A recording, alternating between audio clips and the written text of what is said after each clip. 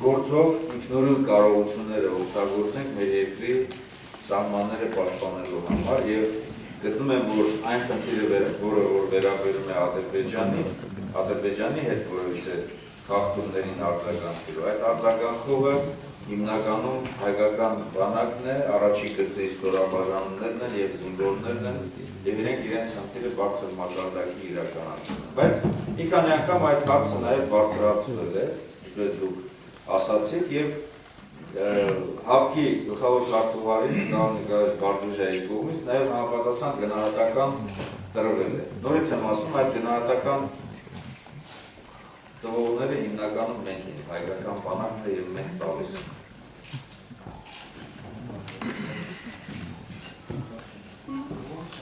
Պարոն նախարար, արդեն խոսք գնաց զոհերի եւ նրանց ընտանիքների վիճակի մասին։ Պետք է իմանալ, արդյոք բանակի օրվան նվիրված միջոցառումներում որևէ կերպ նախատեսվում է այդ ընտանիքների ներգրավումը։ Շնորհակալություն։ Անկասկած բանակի օրվա նվիրված մենք հանդիսավոր միջոցառում ենք անցկացնելու, կարևորելով եւ բանակի անցած ճանապարհը եւ բանակի դերակատարությունը եւ կարևորելով, որ այս տոնը ոչ միայն բանակի, այլ նաեւ համաժողովրդական տոն է եւ հայկական բանակ երկու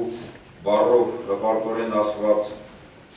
հասկացության մեջ մենք բոլորս տեսնում ենք տարիներով քրտնաջան զրկանքներով եւ նաեւ հաղթանակի այսպես հպարտությամբ անցած ճանապարհ, որի համար հպարտանում է յուրաքանչյուր հայ։ Այդ միջոցառումների ժամանակ ընդգրկվելու է նաեւ զոհված ազատամարտիկների եւ նաեւ վերջին տարիներին զոհված զինծառայողների հարազատներ, ընտանիքներ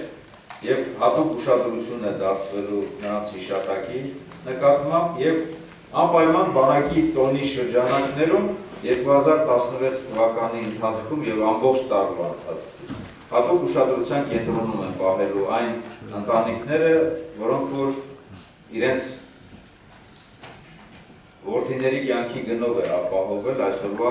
խաղաղությունը։ Այսինքն համապատասխան ուշադրություն լինելու է։ Նույնիսկ բանակի ղեկավարության կողմից կազմված է համապատասխան պլան եւ այդ պլանի շրջանակներում մենք ուզում ենք այնպես անել, որ ոչ մի ընտանիք ուշադրությունից դուրս չի մնա։